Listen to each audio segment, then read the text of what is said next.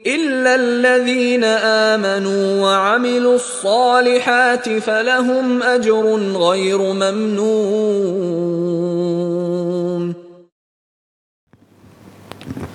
إن الحمد لله نحمده ونستعينه ونستغفره ونعوذ بالله من شرور أنفسنا ومن سيئات أعمالنا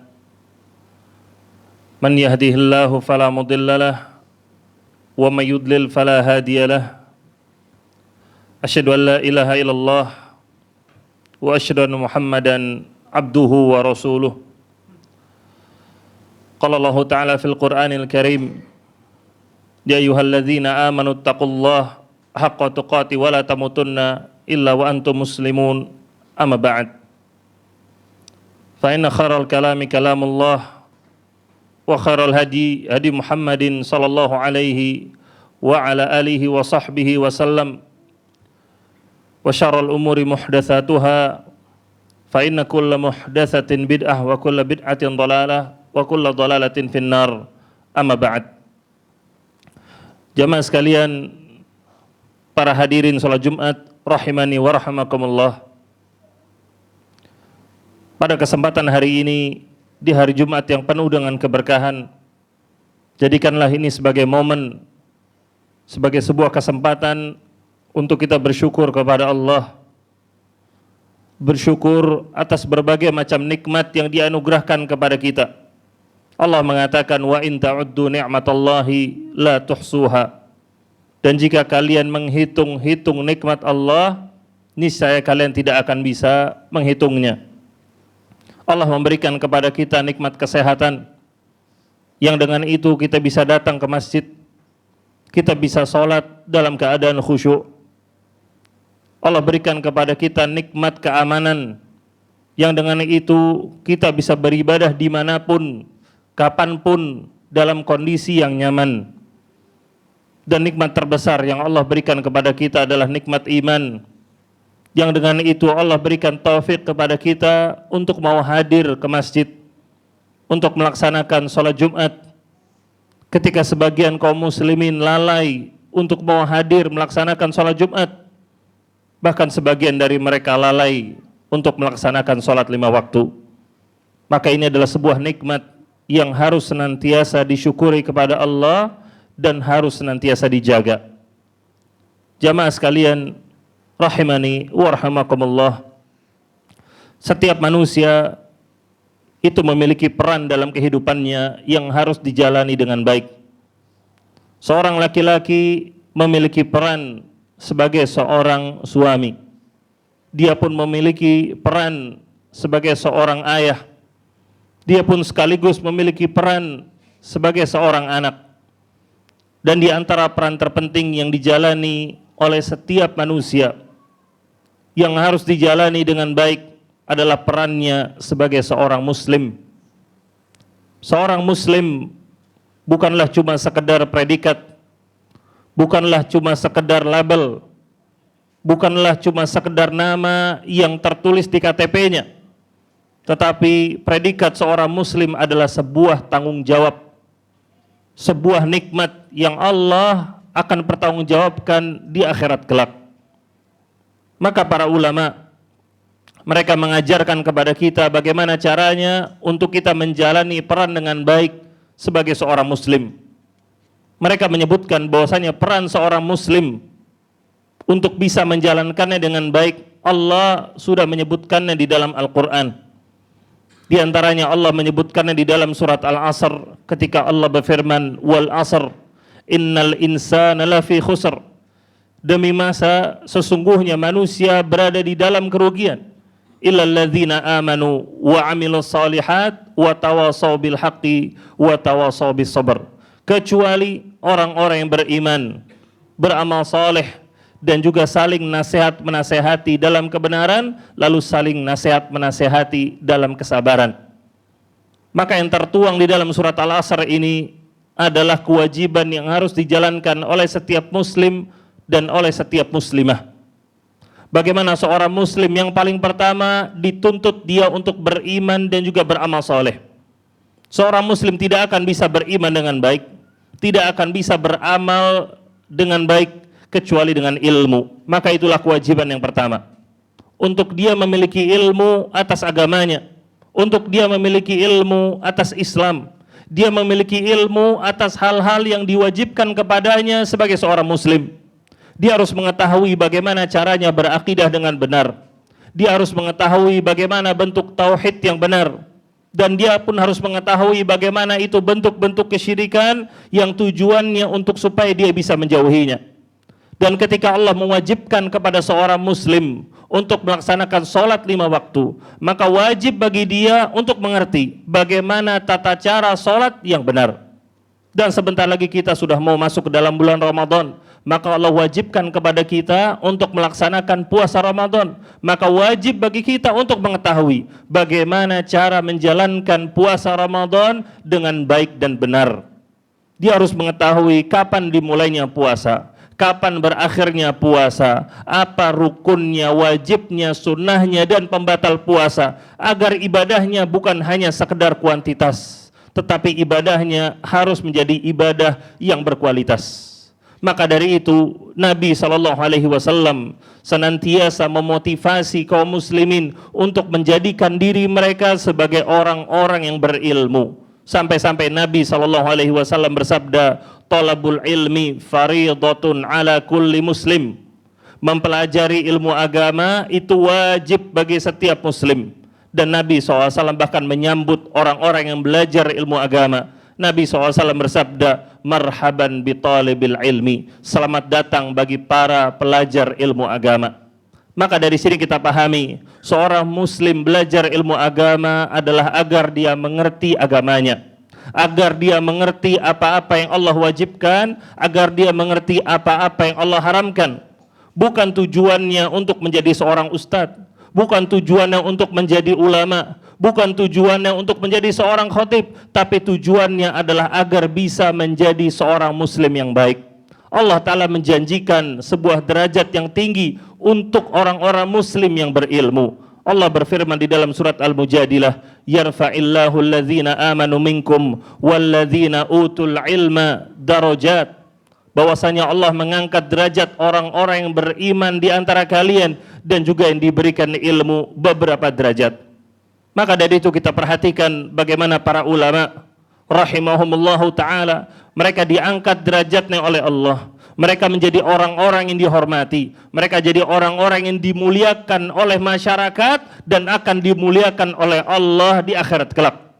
Mereka orang-orang yang hidup mungkin 1000 tahun yang lalu atau lebih, tetapi lihatlah bagaimana nama mereka masih harum sampai hari ini. Setiap hari kita mendengar nama-nama dari Imam Syafi'i, nama dari Imam Ahmad, Imam Malik, Imam Abu Hanifah rahimahumullahu ta'ala. Dan kita pun sering mendengar nama-nama Bukhari, Muslim, Abu Dawud, Tirmidzi, Nasai, Ibnu Majah rahimahumullahu ta'ala, yang mana mereka hidup kurang lebih adalah 1000 tahun yang lalu, tapi Allah angkat derajat mereka, nama mereka menjadi harum, dikenang oleh kaum muslimin, buku mereka dipelajari sampai hari ini. Maka ini adalah bukti bahwasanya Allah mengangkat derajat mereka di dunia dan juga di akhirat. Dan kemudian Nabi SAW menjanjikan bagi orang-orang yang belajar agama, maka Allah akan mempermudah jalannya ke surga. Beliau SAW bersabda, "Man salaka tariqan yaltamisu fihi ilman, sahhalallahu lahu bihi tariqan ilal jannah." Barang siapa yang menempuh jalan untuk mempelajari ilmu agama, maka Allah akan mempermudah jalannya ke surga. Maka pahamilah jamaah sekalian rahimani wa rahimakumullah, tujuan akhir dari setiap muslim, impian tertinggi dari setiap muslim adalah untuk bisa masuk ke dalam surganya Allah. Maka jadikanlah belajar ilmu agama sebagai salah satu dari semangat kita, sebagai salah satu dari yang kita kejar, karena dengan itu kita akan dimudahkan oleh Allah untuk masuk ke dalam surganya. Kemudian jamaah sekalian rahimani wa rahimakumullah, dari surat Al-Asr para ulama menyebutkan kewajiban yang kedua bagi setiap manusia untuk menjalankan perannya sebagai seorang muslim dengan baik adalah untuk dia itu beramal yang soleh. Dia mengamalkan ilmu yang dia ketahui, dia mengamalkan ilmu yang dia pelajari, karena amalan adalah tujuan dari ilmu. Ilmu bukanlah sebagai tujuan, tetapi tujuannya adalah amal. Makanya Allah Ta'ala menjanjikan surga bagi orang-orang yang mengamalkan ilmunya. Allah berfirman, tilkal jannatul lati uristumuha bima kuntum ta'malun.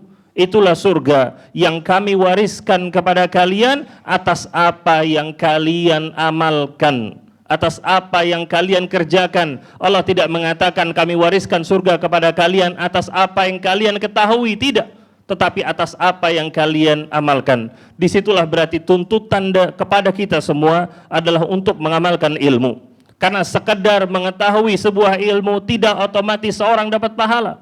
Ketika seorang mengerti keutamaan dari sholat malam, ketika seorang mengetahui bahkan hafal dalil-dalil dari bersedekah, dia tidak otomatis dapat pahala. Tapi dia akan mendapatkan pahala dari sholat malam ketika dia bangun di sepertiga malam terakhir, kemudian dia sholat. Disitulah baru dia mendapatkan keutamaan sholat malam. Begitu pula pahala sedekah, dia baru bisa mendapatkan pahala dari bersedekah ketika dia mengeluarkan hartanya, membantu orang lain untuk bersedekah, barulah dia akan mendapatkan keutamaan dari sedekah. Jika hanya sekedar mengetahui saja, jika hanya sekedar menghafalkan saja, atau tertuliskan di buku saja, itu tidak mendatangkan pahala sama sekali. Tetapi sekali lagi, pahala hanya bisa didatangkan oleh Allah ketika ilmu tersebut diamalkan. Maka dari itu Allah Ta'ala menjanjikan surga sekali lagi bagi orang-orang yang mengamalkan ilmunya. Di dalam surat Al-Baqarah Allah mengatakan, وَبَشِّرِ الَّذِينَ آمَنُوا وَعَمِلُوا الصَّالِحَاتِ أَنَّ لَهُمْ جَنَّةً. Dan berikanlah kabar gembira bagi orang-orang yang beriman dan beramal saleh bahwasanya bagi mereka surga-surga. Maka semoga Allah mudahkan kita untuk mempelajari agamanya dan juga beramal yang soleh. Aqul qawli hadza wa astaghfirullah min kulli dzamb fastaghfiruhu innahu huwal ghafurur rahim. Alhamdulillah rabbil alamin wal aqibatu lil muttaqin wala udwana illa 'alal zalimin. Wassalatu wassalam ala asyrafil anbiya'i wal mursalin nabiyina Muhammadin wa ala alihi wa sahbihi wa man tabi'ahum bi ihsanin ila yaumiddin. Amma ba'd. Jamaah sekalian, para hadirin salat Jumat rahimani wa rahimakumullah. Kewajiban yang nomor 3 agar kita bisa menjalani peran sebagai seorang muslim dengan baik adalah untuk menasehati orang-orang di sekitar kita. Allah Ta'ala mengatakan wa tawasau bil haqqi, dan saling nasihat menasehati dalam kebenaran. Allah menjadikan umat kita ini, umat Muhammad sallallahu alaihi wasallam, menjadi umat yang terbaik karena kepedulian kepada sesama, karena saling nasihat menasehati. Allah Ta'ala berfirman, kuntum khaira ummatin ukhrijat linnas ta'muruna bil ma'ruf wa tanhauna 'anil munkar wa tu'minuna billah. Allah berfirman, kalian adalah sebaik-baiknya umat yang dikeluarkan bagi manusia. Kalian memerintahkan kepada hal yang ma'ruf, melarang dari hal-hal yang mungkar, dan kalian beriman kepada Allah. Maka jadikanlah nasihat sebagai salah satu dari usaha kita setiap harinya. Dan tidaklah seorang itu dituntut kecuali menasehati apa yang dia ketahui. Ketika seorang ibu, maka dia nasihatkan kepada anaknya. Seorang kepala keluarga, maka dia nasihatkan kepada istrinya dan juga anak-anaknya.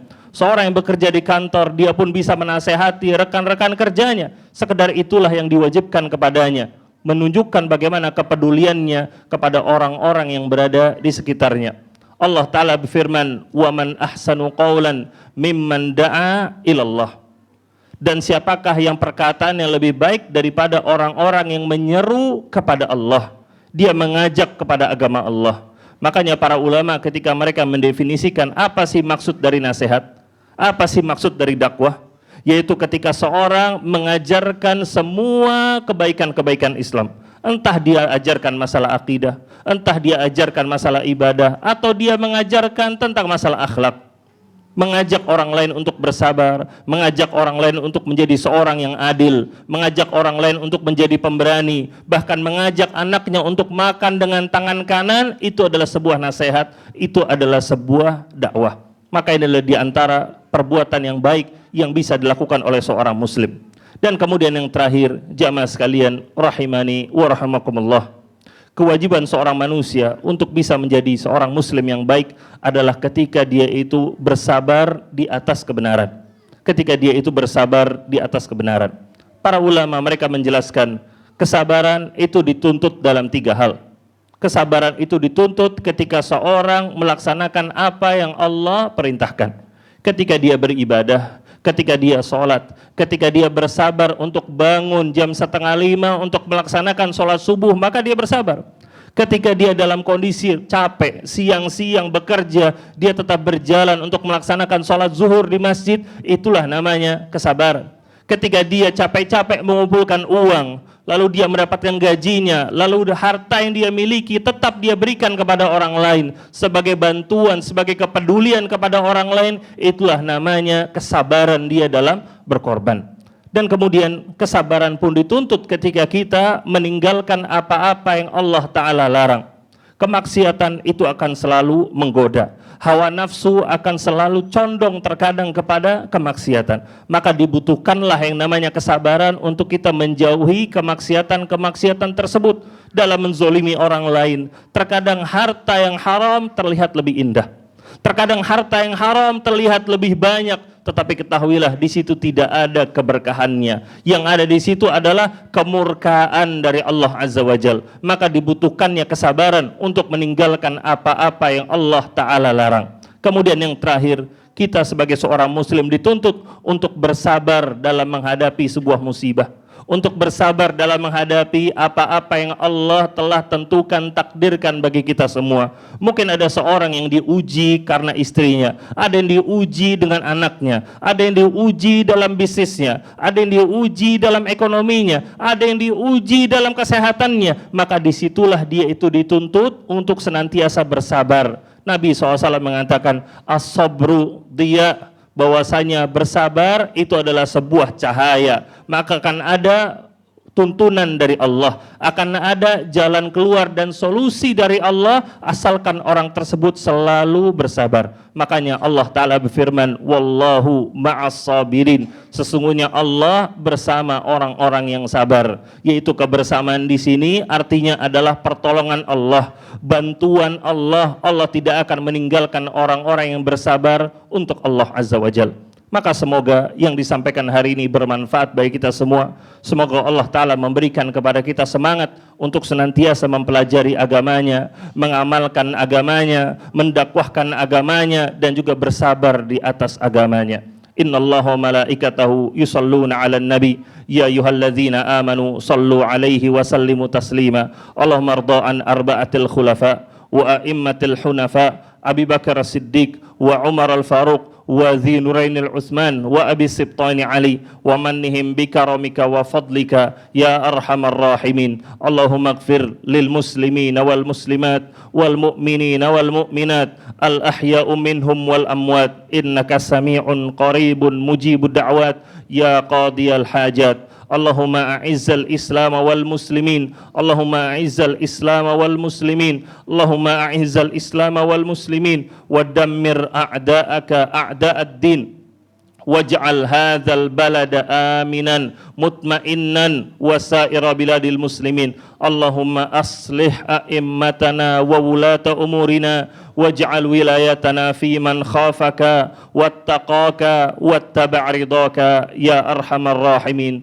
Allahumma ati anfusana taqwaha wa zakkiha anta khairu man zakkaha anta waliyuha wa maulaha. Rabbana atina fid dunya hasanah wa fil akhirati hasanah wa qina adzaban nar. Wa sallallahu ala nabiyina Muhammad wa ala alihi wa sahbihi wa atba'ihi bi ihsan. Aqimis shalah.